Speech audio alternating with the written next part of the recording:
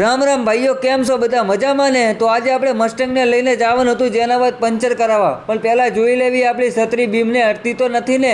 તો આપણે જોઈ લીધું ભાઈઓ, છત્રી તો અડતી નથી બીમને. હવે મસ્ત કામ થઈ ગયું છે. તો હવે આપણે મસ્ટેંગને લઈને નીકળી ગયા જેના બાદ પંચર કરાવવા, પણ પહેલાં આપણે ડીઝલ ભરાઈ નાખવી એટલે કોઈ ચિંતા નહીં આપણે આગળ.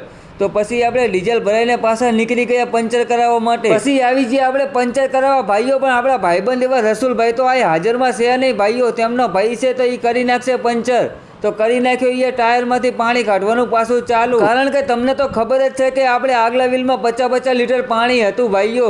તો હવે આપણે પાણી કાઢી નાખ્યું છે કે હવે કોઈ જરૂર નથી પાણીની આપણે. તો પાણી કાઢીને ભાઈએ મારી દીધો જે અને હવે પંચર કરવાનું કામ ચાલુ કરે છે ભાઈઓ. પછી કરી નાખ્યું ભાઈએ પંચર ને બીજા વ્હીલમાં પણ પાણી કાઢી નાખ્યું છે ભાઈઓ, કારણ કે હવે પાણીની આપણે કોઈ જરૂર હતી નહીં અંદર વ્હીલમાં, કારણ કે હવે તો ઓછું થાય નહીં ટ્રેક્ટર આગળથી.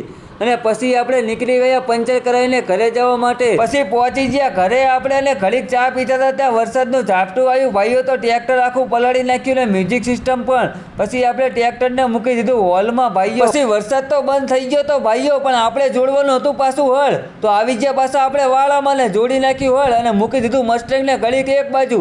તો હળને આપણે ચેક કરી નાખ્યું, પાઇપો લગાવી દીધી ભાઈઓ, કારણ કે આપણે પાછું કાલે હળ હાંકવા જવાનું છે 9 વીઘામાં ભાઈઓ. તો આપણે મળશું કાલે મિની વ્લોગમાં. જય માતાજી.